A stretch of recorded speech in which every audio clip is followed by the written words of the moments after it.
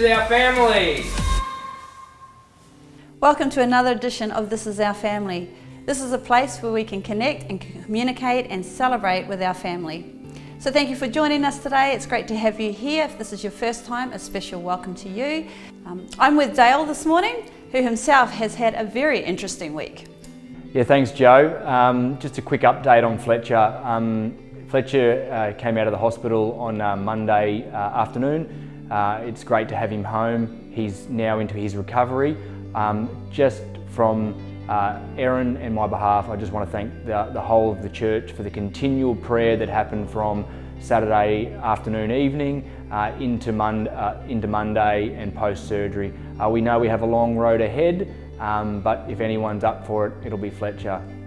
Yeah, awesome. We do serve a great and mighty God, and we are so thankful for His protection over the Mason family. We are so grateful too for everybody's generosity, and so if you would like to partner with us as Access Church, then feel free to text Give to the number on screen right now, or you can navigate your way through the website to the Give tab and find the direct debit details. At the forum last week, we spoke about the extensions for Access Church. Jono had a chance to catch up with John Adams, so let's take a look. Hey John, last week we had a building forum. We called together the church family to communicate and bring alignment to the future plans for extensions, etc. How did it go? Oh, it was excellent. There was lots of people in the room. It was great to be back in the room with a bunch of people. There was great energy, lots of questions, lots of ideas, lots of expertise with suggestions to move forward and improve the plan. Cool. So general mood was positive. What about those that aren't so optimistic and would say, why at such a time, like with COVID lockdown, etc., would we be thinking of extending our building? Well look, these times aren't going to last forever, and we're going to want to move forward, and this new facility will help with that. Even in times like this, if we had more square metres, there'd be more things we could do right now. So certainly COVID's slowed us down, it's slowed down the progression, but it hasn't halted it. And I think it's an excellent time to start thinking about what's next and preparing for it. Cool. What principles do you apply to a project like this? Look, there's 4 things I think are really important. Number 1, don't spend too much money. Number 2, don't spend not enough money. Number 3, don't build things in the way of other things that you might want to build in future. And number 4, try not to change the plan. So the first 2 kind of seem to counteract each other, but it's really important to make sure we don't build things we don't actually need or aren't going to use. But it's just as important to make sure we're not sitting there at the end of it going, why didn't we just add this, or why didn't we just add that? So that's a tension to manage, and that's what we're trying to make sure we've nutted out. We're making sure we're building where we're not interrupting with any future expansions or future plans we can see. And finally, the other thing we're trying really hard to do now is try and nut out every idea we need in this plan, put it in the sketch to start with, so that we try not to change the plan later on, because it costs a lot of money when things get changed later on. Cool, so build without regrets, sounds like the theme there. Now, as we think about building and the expenses involved in it, when would be a good time for people to start thinking about making a donation to this project? You can start now. The building fund is ready to be donated into. You can also take a future view. I mean, let's just hypothetically say this building's going to cost $800,000. What if we had 400 families right now starting to work out how they're going to save up $2,000, and we could completely fund this thing straight from gifts? And even if we're not, even if we are taking a loan, it's excellent for us to demonstrate that we have the ability to increase our repayment capacity. So that's something important for us to do. So either way, now and start thinking about the future. Cool, thanks for sharing with us, John. Not a problem. It's so exciting to hear what's going on with the Access Church building. And Dale, you've also had a big weekend with the men's breakfast. Yeah, Joe, it was wonderful to be back inside the church on Saturday. We had a men's breakfast here, and Pastor Jono spoke to all the men, and we spoke about girls, gold and glory. It was inspiring. 60 men turned up, ages 19 to Carnell.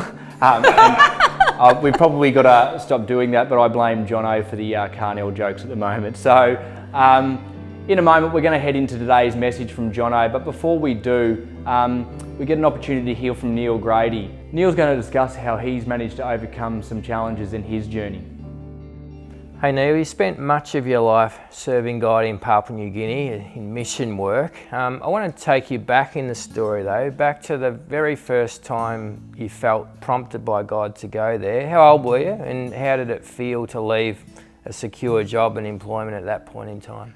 Felt led of the Lord when I was 26 to go up and do the accountancy for the mission and church, and Alison involved in teaching. How did you overcome any fear you were feeling at the time? What internal dialogue did you engage in to get through the apprehension you might have been feeling? Oh, because of the uncertainty, I think that inner consciousness of a strong call of God, which we both had, and that seemed to hold us through and gave us the strength to go ahead even though we were uncertain what we were going to. So Neil, fast forwarding the story on now, it's all becoming real. You're actually hopping on a plane. You're a young married couple, you're touching down in Papua New Guinea.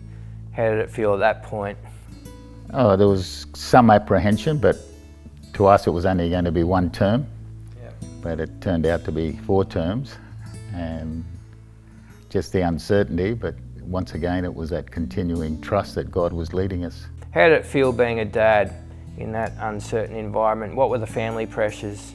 Oh, the main family pressures was the security. There was a problem at that time with gangs, drunken rascals, and that was something that we had to handle all the time, and also the constant sickness because of the positions where we were. We experienced all our children malaria, measles, whooping cough, pneumonia, and one of the difficult things is we had to self-medicate them, but it gave you a real trust and you really hung out to God. So Neil, any other wild PNG experience that really was a faith tester? Because the church was growing and expanding and we were breaking into new villages, we'd get notified that the men who practice sorcery, in their terminology they call it practice poison, it's a spiritual attack, that they threatened that if I went into any villages they would kill me. But that just seemed to stir me on all the more to go. But one quite interesting story, many years later when I returned, I didn't realise at the time, but I was asked to pray for these elderly people that were going to be baptised in water. And I asked who they were, and then they told me that these were the guys that threatened me that they were going to kill me. And I was surprised at just how docile and how transformed they were, and that these are the guys that I was partially scared of, but here they all were, had become Christians and was so excited that I could pray for them. And as I prayed for them, they just hugged me out of excitement that they'd found Christ.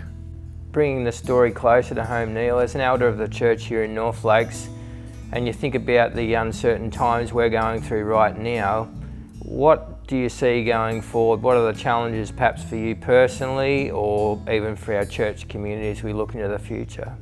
Well, because of my age and major problems with my hip, that's an uncertainty. The surgeon is wanting to operate again because of and try and fix it and put bracing in. What number operation will this be? 14, I think. Wow. With the uncertainty with the church, with going through COVID, is a real concern because we're facing something that was never ever been before. And so what can we do? What can we as believers practice that's going to help us with that level of angst and uncertainty that we're all feeling? Regular reading the Word and regular praying is as essential as a daily meal. There's an inner peace that you can't explain in normal language, and there's an enablement and a grace that comes when you're doing that. And I probably think that it's probably more important today more than ever with what we're all facing, and especially the older ones. We don't know what the future holds. But there is just that inner presence when you seek God each day that you have, that you, as I said, you can't explain it in natural words. Thanks for being a model for us, Neil, for many years, but even at this point in time right now. Thank you.